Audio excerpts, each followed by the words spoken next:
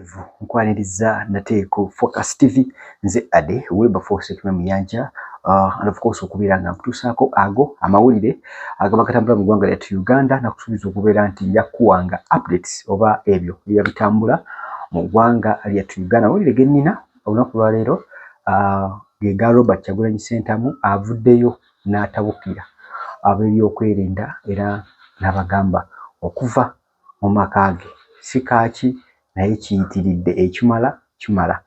Tweet eno oba akoze ekiwandiiko kino kiyise ku mikutu gye eya Facebook wamu ne X ng'agezaako okulaba tugenda kuba tukisoma mu bulambulukufu tulabe n'obunkenke obuteereddwa ku bantu abali emagere.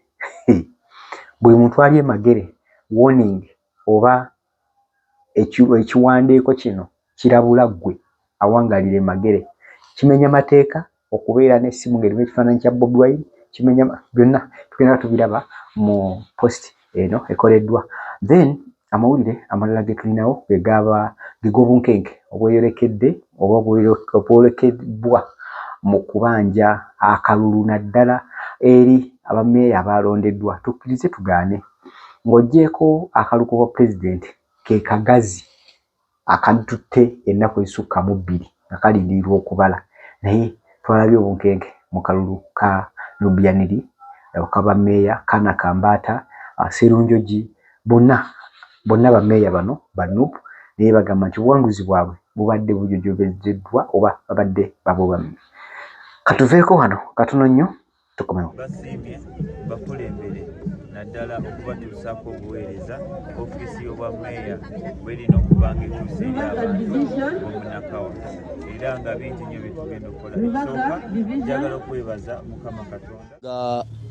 Waliwo abeekubaanyi ne bakyusakyusa results ezo. Bakyusa results osange oliwo yafunye 12 ngeno bongeddeyo 2 nebeera 212. Kakati ne tukirabuukirira eky'omukisa omulungi tiimu yaffe ng'ekulembeddwa mukama waffe ono Wakunga Mukalazi Steven yalwanye olutalo ne bannaffe bonna. Erevu era oli ku Focus TV. Thank you so much. Nsaba video eno gimpereka subscribe gendo subscribing ku channel yaffe tubenga tutambula like nga sharing comment joteekako eri ku ebyo by'owulidde either nga o submitting anything you very welcome. Post eno egamba bweti. Post egamba this impunity notwithstanding Ugandans shall have the last laugh. Nti emize gino egikolebwa egigenda maaso Uganda one day one time ejja kuba nayo bajja kusanyuka. Ugandans abana Uganda one day one time nabo bajja kuba basanyufu. Post eno evudde kuki waliwo ekiwandiiko ekyayise ku Daily Monitor era nga bagamba nti source oba omuntu eyabawadde amawulire gano yagaanyi okwogerebwa era nga kibadde kisoma bwe kiti agamba when they in bracket army men find you they ask you for your phone and when they find any picture or a video of Bobi Wine they arrest you. Many people have been picked since January 15, 2026. They say a resident in Magere who asked his name to be concealed because of the veracity of the place. Ojanukula oba ojjidda mu givuunula nti abantu bano singa osangibwa ng'oli Magere oba ng'oyita mu kitundu ky'e Magere, one, they ask you for your phone. Bakuggyako essimu yo, bakusaba essimu yo. Singa basangamu ekyekuusa either ku Robert Kyagulanyi Ssentamu video oba ekifaananyi bakusiba. Era singa osangibwa nga igwe oba oliawo olina ekyekuusa oba ekikwatagana ku famire ya Robert Kyagulanyi Ssentamu osibibwa. Era agamba nti okuva ennaku z'omwezi 15 abantu bangi namba y'abantu etannategerekeka abasibiddwa. So kino abaana badde bakyogerako ku TikTok okwo nga kitambula nga bagamba nti tujja tuka n'akaseera nga senga agamba nti Robert Kyagulanyi Ssentamu agenda n'agamba nti agenda katugeze Masaka nga Masaka kumpi buli nnyumba mujja sulamu n'omusirikale. Ensi bwetyo wetulaga naye nga mujjukire nti tebamunoonya era tewali amwetaaga okusinziira kwabo ab'ebyokwerinda n'okusinziira ku minisita bagamba tebamwetaaga so ng'ate bino ebiwandiiko byakajja byonna ku Focus TV tukujjukiza nti bino bibaawo olw'ensonga nti ensi erina abagitwala era ensi erina abakulembeze baayo. That's why these things happen. Eggulire eddala lyerya bannaffe aba Nakawa East twabogeddeko ejjo era nga tugamba nti congratulations to omukulu Nubian ku ssaawa 9 ogw'ekiro. Jjukira balondirwa lwakubiri yalangiriddwa olwokuna ekiro so olwokusatu ekiro ssaawa 9 almost twatuyingidde olwokuna naye obunkenke okubuzibwabuzibwa okulindiriza okukandaalirizibwa byerekedde nnyo mu kalulu kano era Joel Ssenyonyi agamba nti kyaddaaki bafunye obuwanguzi bwabwe wadde bwagala okubbibwa. Katabe vidiyo eno ya Nubian tulabe vidiyo ya Nubian then awo wenyini tugenda kulabawoko ku vidiyo yemu tugenda kulabawoko ne Kana Kambata biki bye yayogedde biki bye yayiseemu okulaba ng'atuuka okulangiribwa. Nagambye nti twatuuse mu Uganda nga okunoonya akalulu kyangu nnyo n'okulonda kyangu nnyo era kyanguwa nnyo naye ate okulangirira kizibu nnyo okusinga biri byonna. Awo wetuli mu ggwanga lyattu Uganda. Tulabe vidiyo tova Focus TV.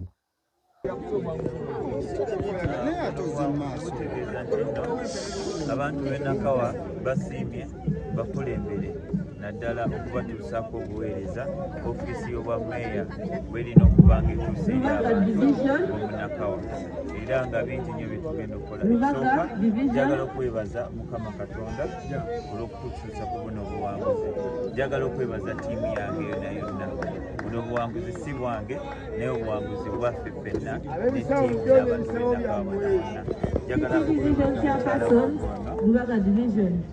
Salha era nga byonna abaddewo nga abeerawo okulaba nti tutambula tunoonya akalulu buli ngeri yonna do byonna tubikoze kubanga twagala kugenda mu buweereza bw'abantu ate nga tusobolera ddala okuweereza abantu. So bingi bye tugenda okukola. Tumanyi ebizibu bya Nakawa kubanga n'enzaalwa ya Munakawa tukulidde mu Nakawa kale nyinza obutabimenya byonna ssaawa zino olw'obudde naye nga ngenda baweereza ate nga ndi munankyukakyuka atagenda kwefuula zeyo. Kakati wetujja wano mu kibuga Kampala division ziri 5. Division emu ey'Emakini tewabadde kulonda oluvannyuma lwa petition yakolebwa NRM era netwalibwa ekibiina ky'NRM. Already Kampala Central ebadde ne meeya wa NRM era yazzeemu n'awangula Salim Uhuru. Kane ku division esatu ezabaddewo gyo twakulekedde nga tukutegeeza nti meeya Sserunjojo Weddembe yabadde akyalina okwemulugunya ye meeya Salim Uhuru wa Kampala Central. So meeya Sserunjojo Weddembe yabadde akyali mu kwemulugunya olw'ebyo ebyabadde bisomwa nga takkiriziganya nabyo paka nakati wakyaliwo Kigoye Weezinge eyo tennalangirirwa. Kakati omunene mu ggwanga Taata Namuli mbeera ze Zaki Mawula yalangiriddwa kuba meeya. Ani yenna? Wampolampola Oweddembe. Tomanyi Zaki Mawula omunene bw'ati meeya wa wano. Si oyo Weddembe. Weddembe ate ye Sserunjoji. Kale kakati Zaki Mawula alangiriddwa kubeera meeya we Lubaga abazze ekisanja ekyokubiri.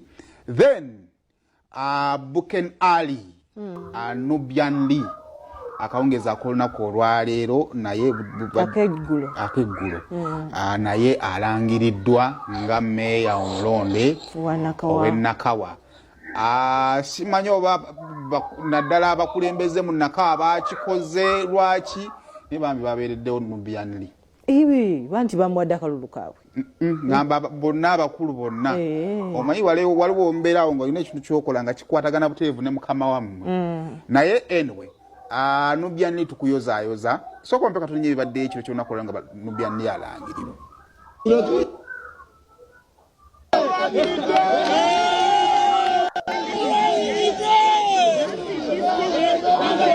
Meeya omujja omulonde owa Nansana Municipality sebo tusooka okweyozayoza ku BBS Refina owulira otya biki by'oyiseemu okutuuka ku buwanguzi buno?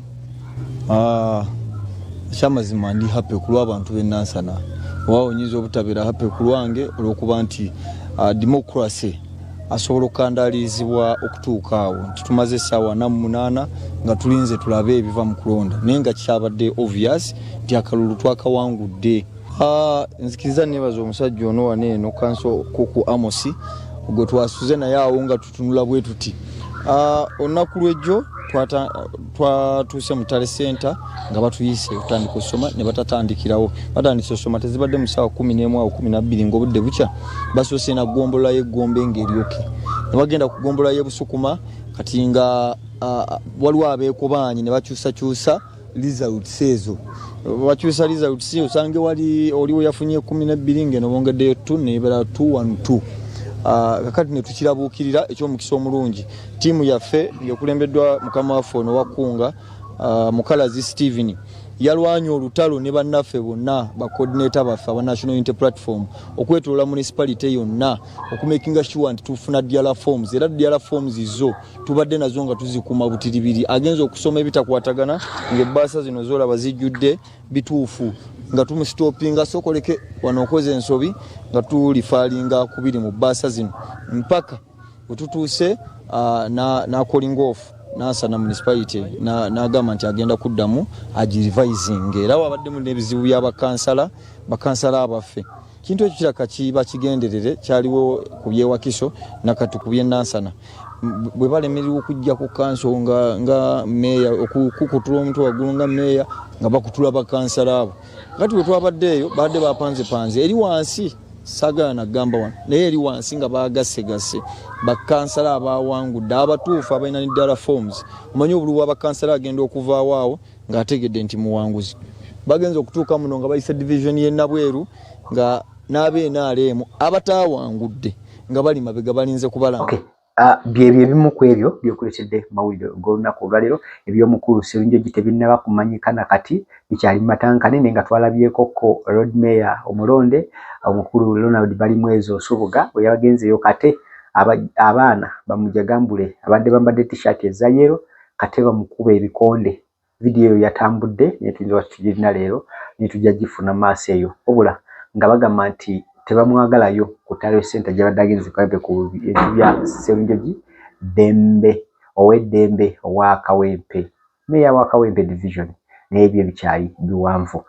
Tova ku Focus TV tujja kuwa updates nyingi nnyo ku ssaawa ezijja maaso eyo sigala nga ogoberera biwolebaka notification please teekako oba katapingeko kabe nga kakuwa amawulire ago amalungi. For now, thank you so much for watching. Nze Ade Wilberforce Kimemyanja. For now, bye bye. Kusubscribinga ku Focus TV bingi